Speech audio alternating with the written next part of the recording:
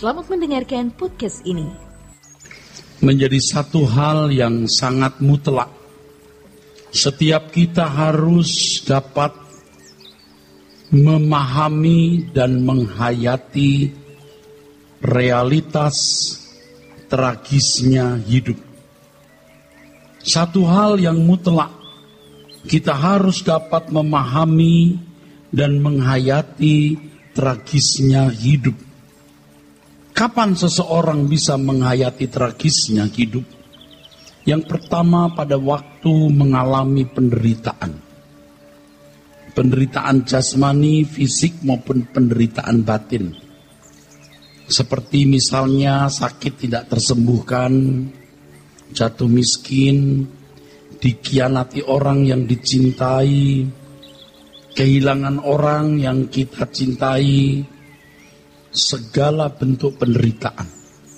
Hidup di satu tempat di mana terjadi peperangan, orang bisa menghayati tragisnya hidup.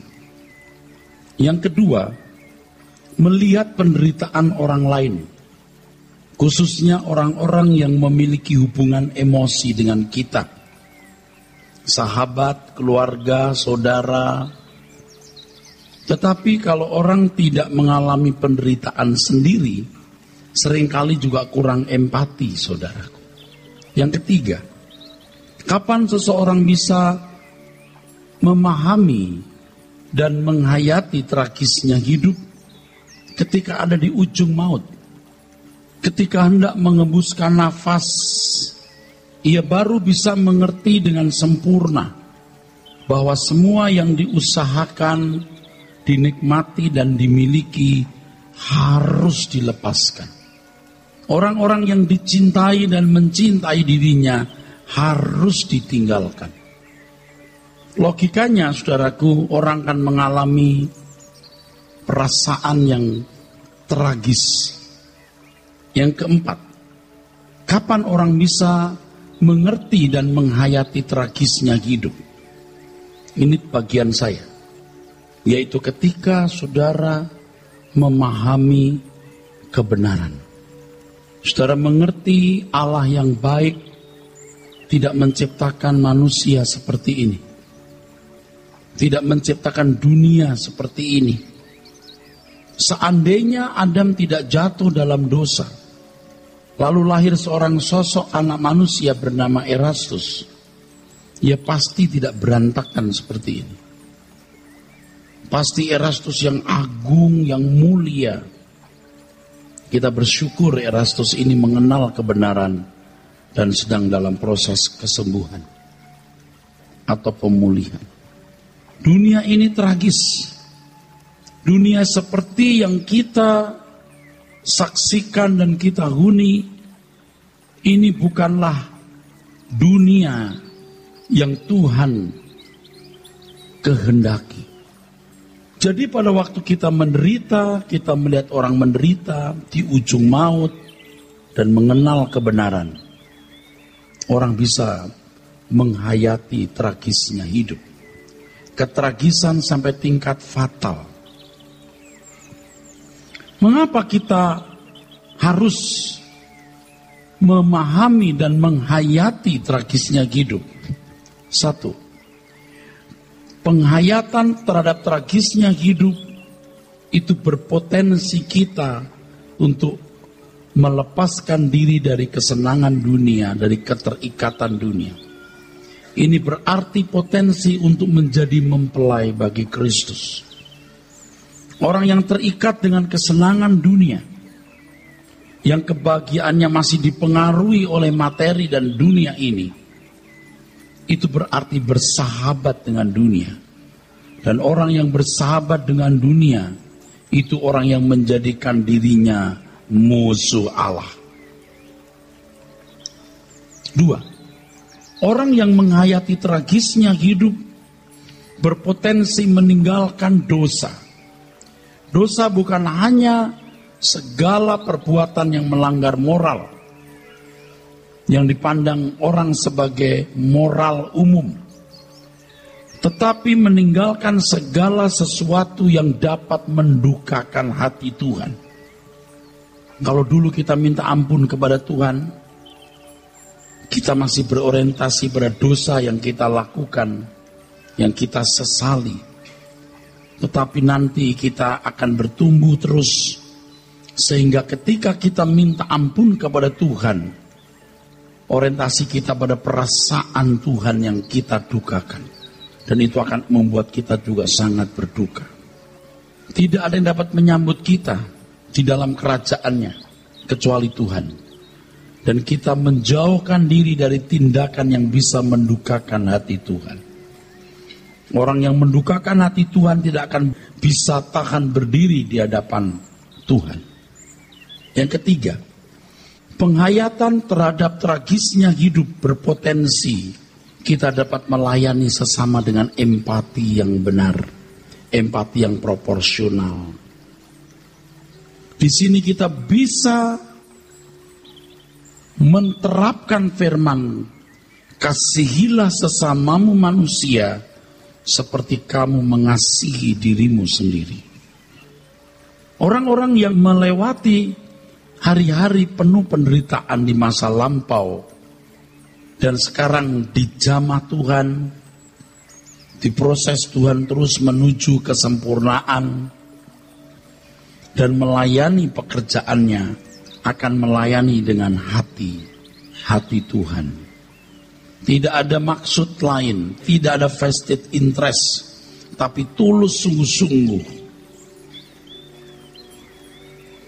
mau supaya orang-orang yang dilayani suatu hari bisa dipindahkan dari dunia yang tragis ini ke negeri di mana tidak ada ketragisan. Jadi motivasi pelayanannya pun benar. Kasihlah sesamamu manusia seperti kamu mengasihi diri sendiri. Kalau cara aku mengasihi diriku salah, maka cara aku mengasihi orang lain juga keliru. Ada orang-orang yang mengasihi diri dengan memuaskan dengan berbagai sarana seperti rumah, mobil, perhiasan, kehormatan, dan lain sebagainya.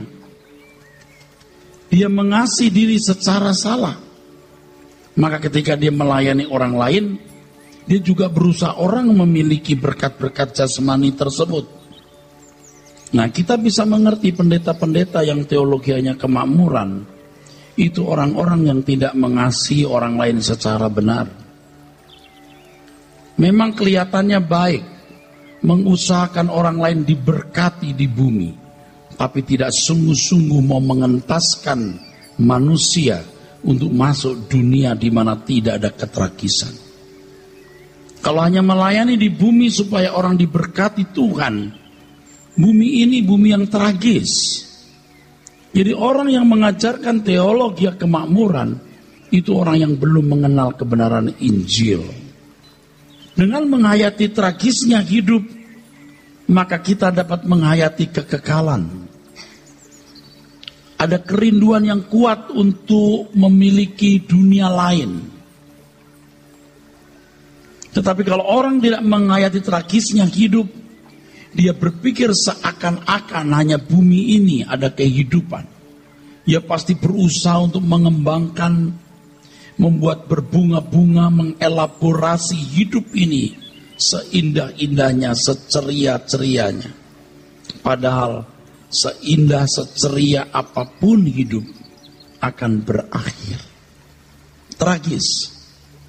Orang yang menghayati tragisnya hidup berpotensi mengenal kebenaran yang diajarkan Tuhan Yesus. Ajaran Tuhan Yesus itu ekstrim sekali, saudara. Kumpulkan harta di surga, bukan di bumi. Serigala mempunyai liang, burung mempunyai sarang, anak manusia tidak punya tempat untuk meletakkan kepalanya. Mau ikut aku dengan cara ini? Kamu bukan berasal dari dunia ini. Asal ada makanan, pakaian cukup. Semua ini sulit dipahami oleh orang-orang yang tidak menghayati tragisnya hidup. Nah, ini ringkasan yang saya sudah sampaikan dalam banyak kesempatan. Yang nanti kembali butir per butir bisa saya jelaskan. Sekarang kita membuka Matius pasal 11 ayat 27, melanjutkan pemahaman ini, melanjutkan kebenaran yang saya sampaikan beberapa waktu yang lalu di tempat yang sama. Matius 11 ayat 27. Matius 11 ayat yang ke-27. Semua telah diserahkan kepadaku oleh Bapa-Ku, dan tidak seorang pun mengenal anak selain Bapa, dan tidak seorang pun mengenal Bapa selain anak, dan orang yang kepadanya anak itu berkenan menyatakannya. Ya, Bapak Ibu saudaraku sekalian, saya sangat tergores oleh satu fakta atau hal yang sangat menggores yang bisa mengejutkan mengenai keberadaan Allah anak yang dihentikan keberadaannya oleh Bapa, dikosongkan, dibunuh, dimatikan. Nah, untuk itu kita melihat dulu di sini saudaraku penjelasan ini. Allah ini Elohim, saudaraku. Bagi bangsa Israel, mereka mengenal Elohim itu esa, dalam arti satu, tunggal. Memang di Alkitab dikatakan, aku Allah yang esa. Esa itu ekat. Tetapi intinya, saudara, saya beritahu, ekat itu bukan berarti satu, tapi kesatuan. Aku Allah yang ekat, yang esa. Ekat ini artinya kesatuan atau satu-satunya, bukan satu dalam arti tunggal. Kalau Alkitab berkata, maka laki-laki akan meninggalkan ayahnya dan ibunya dan bersatu dengan istrinya, itu di kitab Kejadian. Maka mereka menjadi satu daging. Kata satu itu ekat. Mereka menjadi satu. Nah, begini. Sedangkan satu dalam arti tunggal itu sebenarnya yakit. Tuhan berkata kepada Abraham, berikan anakmu yang tunggal, yang satu itu, yakit. Jadi kalau bicara mengenai Allah yang esa, itu tidak boleh dipahami sebagai satu dalam arti tunggal. Ini dalam konteks Kristen ya saudara. Dalam konteks agama Samawi seperti agama Israel, agama Yudaism, esa buat mereka itu berarti satu dalam jumlah. Itu tidak sama dengan pengertian kita.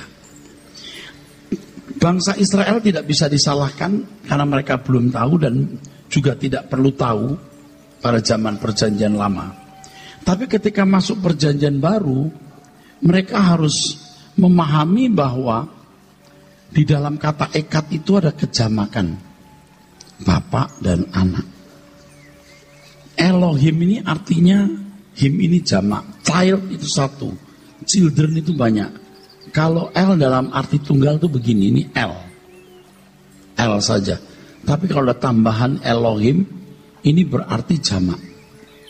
Nah, tadi kita membaca ayat 27, dibaca ulang.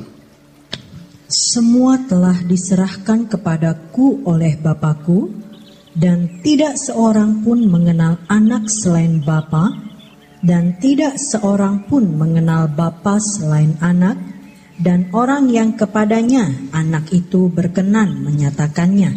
Sekarang disingkapkan bahwa di dalam Elohim itu ada Bapa dan Anak. Kalau sudah tanya, Pak, di mana Roh Kudus? Roh Kudus itu roh Bapa, roh Allah. Tentu saja di perjanjian baru tidak bisa menggunakan kata Allah dalam arti Elohim, karena Elohim itu jamak. Karena anak sudah menjadi Yesus. Anak sudah menjadi Yesus, Yeshua HaMashiach. Jadi maka Bapa ini rohnya disebut roh Theos. Tidak menggunakan roh Elohim, karena Elohim artinya jamak. Yesus sudah turun jadi anak, sudah jadi manusia. Nah, orang percaya diberi anugerah untuk mengenal ini, luar biasa, saudara, untuk mengenal ini, mengenal Bapa dan Anak. Nah, anak itu siapa? Tentu buku Tritunggal itu kan tebal, saudara. Saya tidak bisa menjelaskan semua dalam waktu singkat.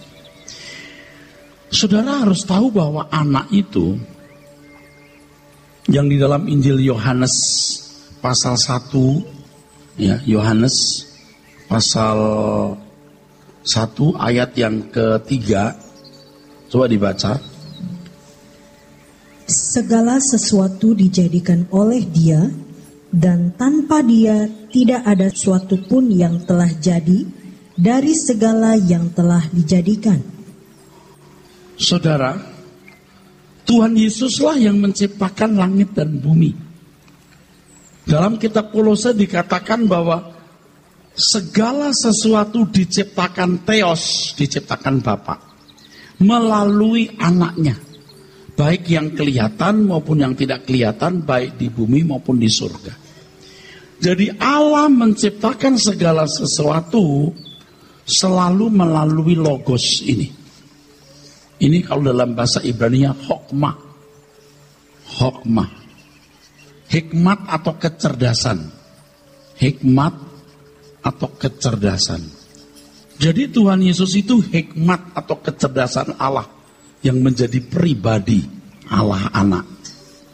Tetapi Tuhan Yesus itu tidak memiliki kuasa atau kemuliaan. Alkitab jelas mengatakan bahwa kemuliaan yang dimiliki Tuhan Yesus dari Bapa. Kemuliaan yang kau berikan padaku sebelum dunia dijadikan. Tuhan Yesus ini pencipta. Tapi ingat, tanpa Bapa dia tidak bisa berbuat apa-apa. Tuhan Yesus ini pemerintah. Dia menjadi Adonai, Tuhan. Maka pemerintahan Tuhan Yesus sudah ada sebelum dunia dijadikan. Mika pasal 5 ayat 1 dan 2. Sebelum menjadi manusia, Tuhan Yesus memerintah. Yang muncul menghadapi Abraham itu Tuhan Yesus, Allah anak. Karena Allah Bapa Theos tidak kelihatan, roh adanya. Tapi yang tampil itu Tuhan Yesus. Maka dikatakan di Alkitab, Abraham berdiri di hadapan Yahweh, Abraham berdialog dengan Yahweh. Siapa Yahweh itu, saudaraku? Yahweh ini adalah Elohim, yang di dalamnya ada Bapa dan Anak. Nah, ini uniknya, saudara. Kalau kata Elohim ini, saudara perhatikan terus, nanti saudara mengerti maksud saya. Saudara meleng masuk balik nggak ngerti. Jadi Elohim ini kata juga digunakan untuk Allah agama lain. Kalau di Alkitab dikatakan Allah agama lain, Allah orang kafir, sebutan juga Elohim. Jadi ini bukan milik orang Israel kata ini. Nah, kalau untuk orang kafir, Elohim ini jamak kan, saudara? Ada banyak dewanya, Milkom, Moloch, Asera, Asitoret, Dagon, Baal, dan lain-lain. Tetapi kalau untuk Israel, ini namanya Yahweh. Nah, kalau saudara membaca Alkitab, saudara menemukan Abraham berhadapan dengan Yahweh, berdialog dengan Yahweh. Ini Allah anak. Allah anak yang mewakili Elohim. Elohim ini lembaga ilahi.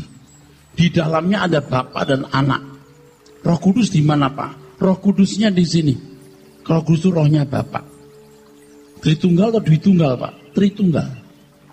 Ditinjau dari satu aspek. Dwitunggal ditinjau dari aspek yang lain. Bapa dan Anak di surga yang berurusan dengan manusia, rohnya Bapa. Roh Allah atau Roh Kudus. Ia juga punya pikiran, perasaan, kehendak karena mewakili Bapa. Nah, Bapak Ibu saudara-saudara sekalian, jadi yang memerintah jagat raya waktu Tuhan Yesus. Kalau Abraham berhadapan dengan Yahweh itu Allah anak yang menjadi utusan Bapa. Maka Tuhan Yesus juga menampakkan diri dalam bentuk malak Yahweh. Malak Yahweh itu malaikat Yahweh. Kalau malaikat pada umumnya tidak mau disembah dan tidak pernah berbicara atas namanya. Tapi kalau malak Yahweh yang adalah personifikasi dari Yesus, yang adalah personifikasi dari Tuhan Yesus, dari Allah anak, dia mau disembah juga berbicara atas namanya sendiri. Atas namanya sendiri. Aku akan membuat keturunanmu. Ini malak Yahweh. Tuhan Yesus juga menampilkan diri, Allah anak juga menampilkan diri dengan nama Panglima Bala Tentara. Itu yang berhadapan dengan Yosua, dengan Manoah. Ya. Itu Tuhan Yesus juga, saudara. Jadi logos ini, Allah anak ini kepercayaan Bapa. Maka dikatakan dalam firman tadi, segala sesuatu diserahkan kepadanya. Harus mengenal betapa hebat Tuhan Yesus itu sebenarnya. Dia menciptakan langit dan bumi, dia memerintah, kepercayaan Bapa. Kuasa itu bukan dari Tuhan Yesus. Kemuliaan itu bukan milik Tuhan Yesus, itu milik Bapa. Yang diberikan kepada putranya, dipercayakan kepada putranya. Jadi kalau Tuhan Yesus tampil lalu menggunakan nama Yahweh, menggunakan nama ini, bisa dimengerti karena Tuhan Yesus mewakili Bapa juga. Malak itu malak Yahweh, malak itu utusan. Dan Yesus memang juga utusan, saudara. Nah, yang saya mau katakan kepada saudara intinya begini. Bahwa ini yang paling menggores. Bapa di surga menghentikan keberadaan Allah anak itu. Menghentikan keberadaannya. Filipi pasal 2 ayat 5. Coba kita baca dulu. Filipi 2 ayat yang ke-5. Hendaklah kamu dalam hidupmu bersama menaruh pikiran dan perasaan yang terdapat juga dalam Kristus Yesus. Terus. Yang walaupun dalam rupa Allah tidak menganggap kesetaraan dengan Allah itu sebagai milik yang harus dipertahankan, melainkan telah mengosongkan dirinya sendiri dan mengambil rupa seorang hamba dan menjadi sama dengan manusia. Iya. Dikosongkan. Kenosis. Dikosongkan. Luar biasa. Dikosongkan. Menghentikan keberadaan Allah anak itu. Dikosongkan. Kalau saudara mau menjadi roh atau jiwa saja, dibunuh dulu. Seseorang kalau mau menjadi jiwa roh saja, itu dibunuh. Atau mati. Mati itu bagian hidup kita ditiadakan. Dikubur, saudaraku. Tapi jiwa rohnya kekal. Jiwa roh manusia ini sadar. Bukan gak sadar. Nanti di hari kebangkitan diberi tubuh kemuliaan. Tubuh kebangkitan maksudnya hidup lagi. Tetapi Tuhan Yesus itu lebih dari hanya dibunuh. Istilah ini mengerikan tapi bagus. Dibunuh atau dimatikan. Dan dihilangkan kesadarannya. Starting from zero. Kalau Anda punya komputer di shutdown, jebret, mati. Begitu dinyalakan, programnya masih utuh.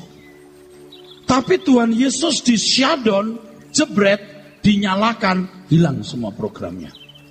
Dikosongkan. Dia starting from zero, jadi bayi yang hilang semua kesadarannya. Ini luar biasa. Dan ini menunjukkan tragisnya Allah anak itu. Karena tragisnya manusia. Ketragisan kejatuhan manusia dalam dosa harus dilawan, diimbangi dengan tragisnya kehidupan anak Allah yang dikosongkan, saudara. Kenapa tadi saya menjelaskan mengenai Bapa, Anak, saya menjelaskan kepada saudara mengenai bahwa dia pencipta, kepala pemerintahan, kepercayaan Bapa. Dia bisa mewakili Elohim, punya nama Yahweh. Supaya saudara bisa menghayati betapa tragisnya ketika ia dikosongkan, dianggap seakan-akan tidak pernah ada. Maksud saya mengatakan ini adalah supaya saudara tahu bahwa apa yang dilakukan Tuhan Yesus itu demi rencana Bapa digenapi. Bapa menghembuskan rohnya. Anak menciptakan Adam. Adam ini mestinya bisa menjadi corpus delicti. Taat dan hormat kepada Bapa, sehingga kehidupannya menjadi bukti kesalahan Lucifer. Bapa bisa berkata, Lucifer, kamu salah. Pembuktiannya ini, Adam. Kau mestinya jadi makhluk seperti ini yang taat dan hormat kepadaku. Tetapi Adam gagal. Dan tidak ada yang bisa menggantikan Adam kecuali Allah anak. Ia harus disiadon, dikosongkan, dianggap tidak pernah ada untuk menjadi manusia Adam terakhir atau Adam kedua. Supaya dia menang. Setelah menang, iblis bisa dikalahkan, maka manusia bisa dibeli. Manusia bisa dibeli. Dengan manusia bisa dibeli, manusia bisa menjadi bait Roh Kudus. Roh Kudus bisa dimeteraikan kepada manusia, supaya Roh Kudus itu menuntun manusia kepada segala kebenaran. Hanya dengan cara ini, manusia dapat kembali sesuai rancangan Bapa semula. Roh Kudus menuntun. Sebab kalau Tuhan Yesus tidak mati di kayu salib, taat sampai mati, dan oleh kebangkitannya menunjukkan ketaatannya sampai mati di kayu salib itu, dia tidak bisa beli manusia. Dia tidak bisa memeteraikan dengan Roh Kudus. Manusia tidak bisa menjadi bait Roh Kudus. Manusia tidak bisa dimuridkan. Manusia tidak bisa dikembalikan ke rancangan semula. Berarti satu kegagalan. Tuhan Yesus menjadi corpus delicti. Tetapi tidak cukup hanya satu. Harus ada jumlah bilangan yang genap. Orang-orang yang tidak menyayangkan nyawa. Maka seperti Tuhan Yesus tidak menyayangkan nyawa, dikosongkan, maka Alkitab berkata, hendaklah kamu dalam hidup bersama juga sama seperti ini, menaruh pikiran dan perasaan dalam Yesus. Tidak menyayangkan nyawa, supaya orang percaya menjadi sempurna dan layak nanti mewarisi langit baru, bumi baru. Satu dunia yang Allah kehendaki sempurna, tidak tragis seperti dunia ini. Kalau bangsa Israel fokusnya masih dunia. Jadi kita melihat kalau pemberitaan firman di dalam gereja masih orientasinya berkat jasmani, dia tidak mengerti kebenaran. Saudara dan saya, orang-orang yang dipilih Tuhan, luar biasa mengenal anak ini. Allah anak yang turun ke bumi menjadi Yeshua HaMashiach, Yesus. Dalam doanya Tuhan Yesus berkata, engkau dalam aku, Bapa aku dalam engkau, dan mereka di dalam kita. Ini luar biasa. Oleh sebab itu orientasi berpikir saudara harus diubah. Makanya saya tadi memulai dengan satu ikhtisar, summary atau ringkasan yang telah saya sampaikan terdahulu. Hal memahami tragisnya hidup ini harus merupakan sesuatu yang mutlak. Sebab tidak bisa menyelesaikan tragisnya hidup tanpa Allah menjadi manusia. Ini tragis yang luar biasa. Dari penguasa hebat dengan segala kemuliaan dianggap tidak pernah ada. Disiadon, Nah, kalau saudara ikut Tuhan Yesus, saya ikut Tuhan Yesus, kita ikut Tuhan Yesus, tidak bisa, tidak boleh hidup wajar. Kita harus ikuti jejaknya dan cara hidupnya, saudaraku. Saudara mengerti maksud saya? Makanya setelah saya mengerti kebenaran ini, saya jadi menyesal punya gereja besar. Kenapa? Belum tentu semua orang yang datang ke gereja, yang oleh karenanya kita sewa gedung begini mahal, membuat hidup saya terseok-seok, capek, saudaraku. Belum tentu mau diajak sempurna, terbang ke langit baru, bumi baru. Nah, kita ngurusin orang-orang yang hanya mau menjadi orang beragama, di dunia diberkati, itu beragama, Pak. Agama membuat hidupmu nyaman. Agama memberi kontribusi dalam hidupmu di bumi. Agama memberi hidup. Tetapi kekristenan mengambil hidupmu, merampas hidup saudara. Siapa yang mau? Tetapi ini berita penting untuk seluruh dunia. Sebab gereja dan banyak pembicara, banyak yang tidak tahu apa yang diajarkan oleh Injil, dan maksud Injil itu diadakan, saudaraku. Tidak heran kalau mereka pungut ayat-ayat Alkitab Perjanjian Lama dan memahaminya dengan pikiran duniawi. Tidak jauh beda dengan para motivator yang berceramah. Sedangkan kekristenan itu luar biasa begini. Kekristenan menggiring orang percaya untuk melakukan kehendak Bapa. Pertanyaannya, saudara sudah melakukan kehendak Bapak belum? Tuh, nggak ada pertanyaan, nggak ada jawaban. Saya tanya di sini saja. Saudara sudah melakukan kehendak Bapak belum? Ini jelas tembok. Nggak menjawab. Nah, ini bukan tembok. Kenapa tidak menjawab? Berarti saudara belum berjuang sungguh-sungguh. Saudara Kristen itu memang untuk itu. Saudara jadi orang percaya itu bukan hanya percaya Yesus juru selamat. Percaya itu berarti mengikut jejaknya. Dan kesempatan mahal ini tidak boleh disia-siakan, saudaraku. Ini mahal kesempatan ini. Saya mengajak semua jemaat Tuhan dan khususnya para pengurus gereja. Ayo kita sungguh-sungguh di sini. Jangan hanya jadi orang baik, tapi jadi orang yang sempurna. Corpus delicti. Kita jadi corpus delicti. Nih. Orang-orang yang tidak menyayangkan nyawa.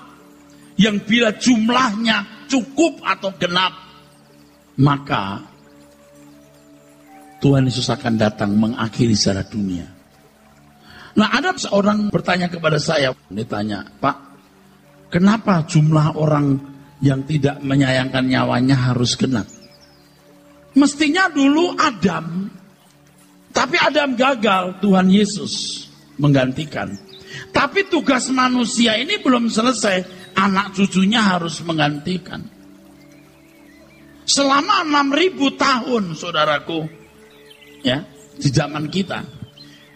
Jadi 4.000 tahun setelah Adam ini, saudaraku sekalian, Tuhan Yesus datang. 4.000 tahun. Kira-kira berapa ya yang dibutuhkan? Saya tidak tahu. Lalu pertanyaan, kenapa harus jumlahnya genap? Sebab ini pemerintahan.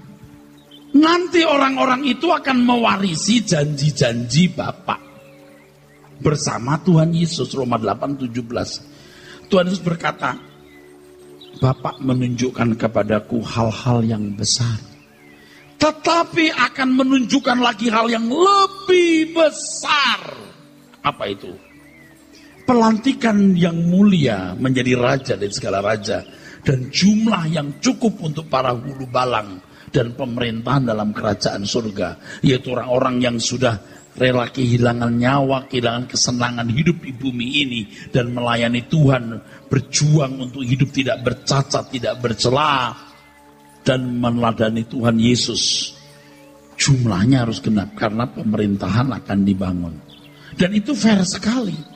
Kalau Tuhan Yesus memerintah sebelum dunia dijadikan, maaf ya, Allah anak ini belum terbukti setia kepada Bapa atau tidak. Lucifer terbukti salah, Allah anak belum. Dia harus diorientasikan jadi manusia juga. Dan terbukti jadi anak yang taat. Maka dia layak menerima mahkota. Anak domba Allah itu layak menerima mahkota. Dia membuktikan. Saudara juga layak dimuliakan bersama Tuhan Yesus kalau setia sampai mati. Tidak terikat dunia ini. Nah, kalau orang tidak menghayati tragisnya hidup, dia mencintai dunia. Tidak menghayati tragisnya hidup. Seperti yang tadi saya katakan, dia tidak rela meninggalkan kesenangan dunia. Dia tidak rela meninggalkan dosa. Kalaupun dia melayani, jadi pendeta, jadi aktivis, tidak punya empati yang sungguh untuk menggiring orang keluar dari dunia ini menuju langit baru, bumi baru, di mana tidak ada tragisnya hidup. Saudara mengerti yang saya maksud? Saudara paham yang saya maksud? Apa yang saya katakan ini bukan karena saya orang sakit jiwa atau terobsesi apa ya Pak Eras ini. Saya nggak terobsesi apa-apa, kecuali kebenaran firman ini luar biasa. Sebab kalau hanya mau hidup nyaman, ini momentum saya nyaman, bukan sok. Kalau saya tidak memahami kebenaran ini, saya mencari nyamannya hidup. Saya nggak mau capek-capek begini, saudara. Sudah begini jadi omelin. Tapi saya tidak peduli, karena saya tahu rumahku bukan di bumi. Saya tahu kenyamananku bukan di sini. Aku menyongsong kedatangan Tuhan yang akan memerintah di langit baru, bumi baru. Nah, ini kan orang-orang gila yang berani masuk ke sini. Artinya orang-orang yang sudah tidak waras di mata manusia. Oleh sebab itu saya katakan kepada saudara bahwa paling membahayakan dalam hidup kita adalah kewajaran hidup. Jelas kalau namanya judi, narkoba, perjinahan, percabulan, pembunuhan itu jahat. Tapi kewajaran hidup itu dianggap nyaman, nggak salah. Kita beragama, berbudi pekerti baik, kita juga nyumbang gereja, wajar. Tapi Anda tidak tahu bahwa Tuhan memanggil Anda bukan untuk wajar, tapi untuk ikut Yesus dan hidup seperti Dia pernah hidup. Mungkin di sini juga ada orang yang masih sembarangan hidup. Hidup dalam dosa. Hidup dalam percintaan dunia. Saya ingatkan saudara, kalau saudara tidak bertobat, saudara binasa. Saya nggak jahat, Pak. Saudara dipanggil bukan untuk baik, bukan untuk menjadi orang tidak jahat, tapi menjadi seperti Yesus. Ini Injil yang benar. Di pengadilan tahtanya diam 1000 bahasa. Sungguh betapa dahsyat suasananya. Setiap makhluk tercekam di dalam hadirat Tuhan. Kemuliaannya melingkupi semua. Tiada yang tersembunyi di mata Tuhan yang suci. Tuhan menguji lika-liku nurani. Kitab-kitab pun terbuka, ungkap tindak manusia, baik yang baik dan yang durjana. Terdengar pilu, ratap tangis dan jerit penyesalan. Hanya gemetar, tiada kesempatan. Anugerah yang berharga telah disia-siakan. Semua lenyap, musnah, tiada kenangan. Terdengar pilu, ratap tangis dan jerit penyesalan hanya gemetar, tiada kesempatan. Anugerah yang berharga telah disia-siakan, semua lenyap, musnah tiada kenangan.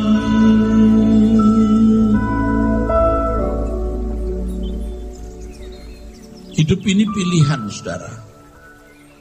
Dan sekaligus di dalam pilihan itu ada perjuangan bagi yang memilih benar. Yang tidak memilih benar pun ada perjuangan, tapi perjuangan untuk dunia. Yang nanti kalau di ujung maut dia tahu bahwa semua yang diperjuangkan harus dilepaskan, dia tahu betapa tragisnya.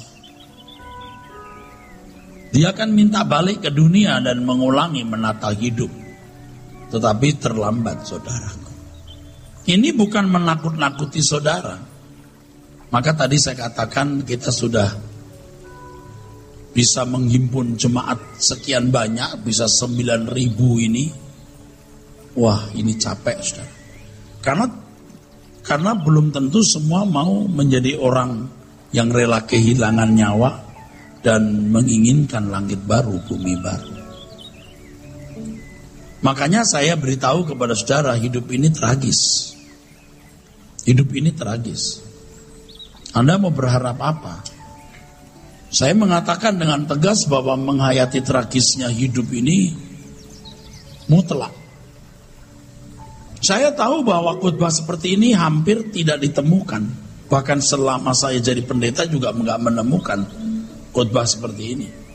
Loh, di gereja kok suruh menghayati tragisnya hidup loh. Loh, kan justru mesti seneng-seneng kan. Yang kita pahami selama ini kan, sekarang saya sudah bebas, senanglah, giranglah. Tapi kok malah kita suruh menghayati tragisnya hidup. Sebab hanya dengan demikian saudara bisa mengerti yang diajarkan Tuhan Yesus. Ini banyak gereja sudah menyimpang. Saya tidak menunjukkan perkataan ini untuk gereja A atau gereja B loh. Yang saya pahami bahwa banyak gereja sudah menyimpang. Kalau ngomong lebih jujur, sedikit sekali, hampir tidak ada gereja yang mengajarkan apa yang murni diajarkan Tuhan Yesus. Bisa nggak laku gereja itu? Siapa orang yang mau susah? Di dunia ini kan mau senang. Tetapi saudara bersyukur mendengar kebenaran ini. Ini yang menyelamatkan saudara. Di pengadilan tatanya, diam 1000 bahasa. Sungguh betapa dahsyat suasananya. Setiap makhluk tercekam di dalam hadirat Tuhan. Kemuliaannya melingkupi semua. Tiada yang tersembunyi di mata Tuhan yang suci. Tuhan menguji lika-liku nurani. Kitab-kitab pun terbuka, ungkap tindak manusia baik, yang baik dan yang durjana. Terdengar pilu, ratap tangis dan jerit penyesalan, hanya gemetar, tiada kesempatan. Anugerah yang berharga telah disia-siakan, semua lenyap, musnah tiada kenangan. Terdengar pilu, ratap tangis dan jerit penyesalan, hanya gemetar, gemetar, tiada kesempatan.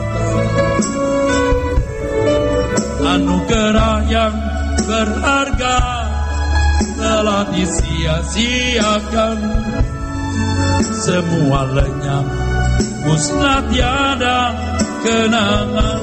Katakan terdengar pilu, terdengar ratap tangis dan jerit penyesalan.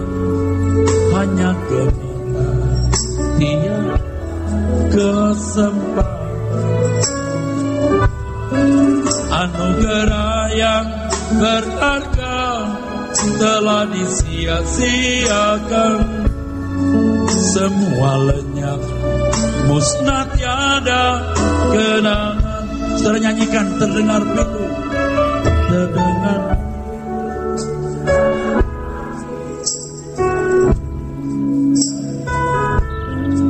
Hanya gemetar, tiada kesempatan. Anugerah yang benar telah disia-siakan. Semua lenyap, tiada kenangan. Semua lenyap, semua lenyap, musnah, tiada kenangan. Semua lenyap, saudaraku sekalian. Musnah, tiada kenangan. Bapak, Ibu, saudaraku, saya ingin mengajak saudara untuk menghayati betapa tragisnya ketika anak harus dikosongkan, disyadon, lalu seakan-akan tidak pernah ada sebelumnya. Nggak kepikirkan betapa dahsyatnya ini, maka saya katakan ini paling menggores jiwa saya. Dianggap tidak pernah ada. Dibunuh, dimatikan. Lalu starting from zero, dari nol. Ini luar biasa loh, saudaraku. Saya kadang-kadang ya, saudaraku, kalau lagi capek gitu, saya berpikir, Tuhan, kalau Engkau segera datang, Engkau datang. Ini orang-orang yang sombong itu ya, baru tahu dia nothing. Dia mau cantik, dia mau kaya, dia mau ganteng, dia mau berpendidikan tinggi, nothing. Nah, kadang-kadang orang kaya aja enggak tapi sombong. Cantik, ganteng saja enggak tapi berlagu. Berpendidikan tinggi pun enggak tapi sombong. Saya hampir punya semua loh, saudaraku. Cuma satu, gantengnya itu bagi istri saya saja. Pendidikan saya punya, hormat saya punya, pangkat saya punya. Kalau untuk saya pribadi, saya udah lebih dari cukup. Tapi ini pun nothing. Kalau sampai kita berhadapan dengan Bapa di surga dan ternyata kita belum melakukan kehendak Bapa, ini kan konyol, saudaraku. Ini konyol. Saudara yang kaya, yang cantik, yang ganteng, yang berpendidikan tinggi pun nothing. Apalagi udah miskin, bodoh, belagu lagi. Apa yang Anda andalkan sebenarnya? Udah mati masuk neraka lagi. Coba, konyol sekali kan? Tetapi siapapun kita, tanpa melihat pangkat, gelar, kedudukan, atau kelebihan apapun, kita merendahkan diri dan berkata, Tuhan Yesus, aku mau belajar seperti Engkau. Apapun yang kumiliki bukan sesuatu yang bernilai untuk kekekalan, kecuali semua kupersembahkan dan tidak kumiliki lagi. Saudara harus memilih Tuhan atau dunia. Harus memilih. Dan kesempatan yang Tuhan berikan hari ini, kesempatan tak ternilai, yang harus sungguh-sungguh kita manfaatkan. Selagi ada kesempatan, jangan sia-siakan. Di lembayung ujung kehidupan, Saat gelopak mata meredup, pupus sudah semua harapan. Ini akhir perjalanan, telah membujur kaku tubuh fana. Bibir pun membisu tak berdaya, terasa sunyi, sepi dan hampa. Seiring lalu sangkala, ingat waktu masih ada kesempatan, kau kejam menolak kebenaran.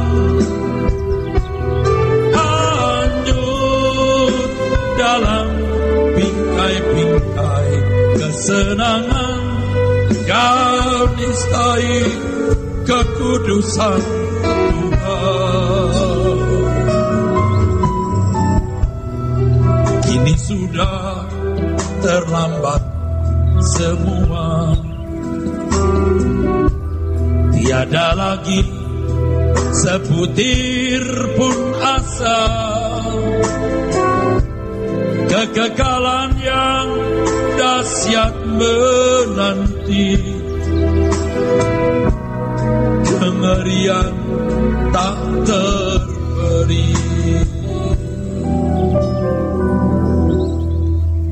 Dengan menghayati tragisnya bagaimana bapak melepaskan anaknya, maka kita akan rela juga mengosongkan diri dan melepaskan semua hak hidup kita. Hak menikmati kesenangan dunia, hak memiliki ini, memiliki itu, hak dihormati, hak dianggap penting. Kita akan rela, saudaraku, dan belajar terus memiliki kerendahan hati Tuhan Yesus. Dan ini merupakan petualangan yang hebat. Hidup menjadi petualangan yang hebat. Kalau petualangan kita hanya studi, bahkan itu walaupun itu studi ke luar negeri.